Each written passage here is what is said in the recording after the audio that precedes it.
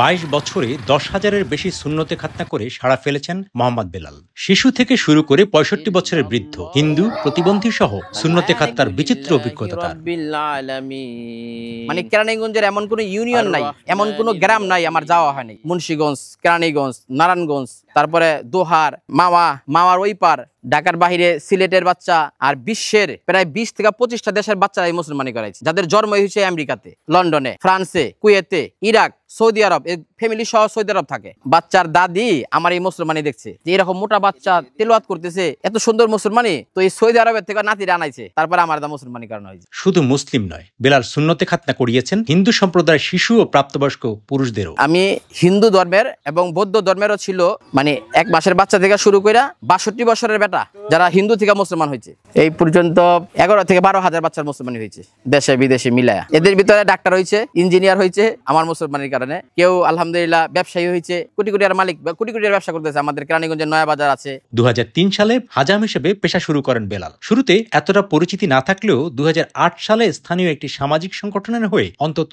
2600 সুন্নতে খাতনা করিয়েছেন তিনি। তারপর থেকে ক্রমেই পরিচিতি বাড়ে। এই পেশা মানুষের কাছেও ভালো লাগে এবং আমার কাছেও ভালো লাগে। এই শুরুটা হয়েছে 2003 সাল থেকে। আমাদের কেরানীগঞ্জের একটা প্রতিষ্ঠান আছে হাসনাবাদ, এল লতিফ চ্যারিটেবল ফাউন্ডেশন, ওনার আন্ডারে আমি প্রায় 2600 বাচ্চার খাতনা করানো হয়েছে 2008 থেকে 2014 সালের ভিতরে।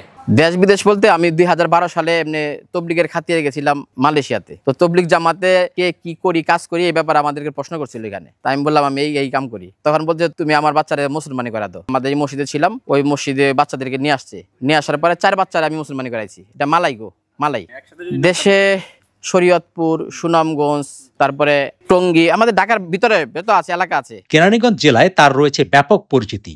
এর কারণ কি? এমন প্রশ্নের উত্তর খুঁজি সাধারণ মানুষের মাঝে। মুসলমানিটা ছিল সকালতে ভয়ে থাকতাম, কোন সময় আজম আইব, কোন সময় আজব আইব, এই ভয়টা আমাদের ছিল। কিন্তু এখনকার দিনের বাচ্চাদের মুসলমানিটা একটা আনন্দের মধ্যে। আমি আমার বাচ্চাদের জিগাই, আমার বড় মেজো ছেলে পাগোটা করার বেলা ওরা দেখলাম বিয়া বাড়ির মতন আনন্দ, যে আজকে আমার মুসলমানি। দোয়া কালাম পড়াইতে আমার লাগে কথা বলতে বলতে মুসলমানি আছে ওই নিজেও জানে না। যেদিনকে সুন্নাতে খাতনা হয়, পরের দিনকে দেখি আমরা মুসলমানির ব্যান্ডিজ বুন্ডিজ খুইলা হাঁটার মধ্যে ছেড়া দেয়। আমি ডাক্তার কাছে গেলাম না, ওখানে দেখা যায় অ্যানেস্থেসিয়া, তারপরে আবার অনেক ক্ষেত্রে জেনারেল অ্যানেস্থেসিয়া দিতে হয়। ওনার অভিজ্ঞতার আলোকে ওনার কাছে আমি আমার বাচ্চাকে নিয়ে গেলাম এবং সুন্নতে খাতনা করাইছি। ওনার কোনো কমপ্লেন আমার জানা মতে নেই। বাচ্চাদের সাথে এত মিশে যে বাচ্চারা কোনো পেইন ফিলই করে না। প্রথমে তো আমি মনে করছিলাম যে কি বা কি হয়ে যায়, পরে দেখলাম যে বিল্লাল ভাইয়ের কাজ ভালো। কেউ কথা বলবেন না, কোনো আওয়াজ করবেন না, মুখ বন্ধ করেন।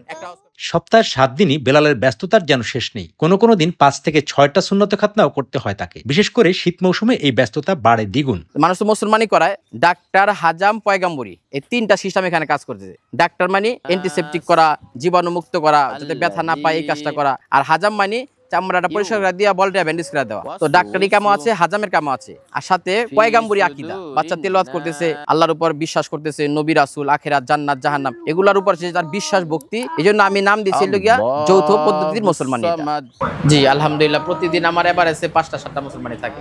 শীতের সময় এরকম একদিনে 13টা 14টা 15টা 20টা বাচ্চা ওই মুসলমানি করাই। আশেপাশে হইলে 20টা মুসলমানি করাই, দূরে হইলে অনেক দূরে যাইতে হয়। 15 কিলো, 20 কিলো, 25 কিলো, 30 কিলো আমার যাইতে হয়। সুন্নতে খাতনা করতে যেয়ে নানা রকম অভিজ্ঞতার সম্মুখীন হতে হয় বেলালের, এমনটাই বলছিলেন তার সহযোগী।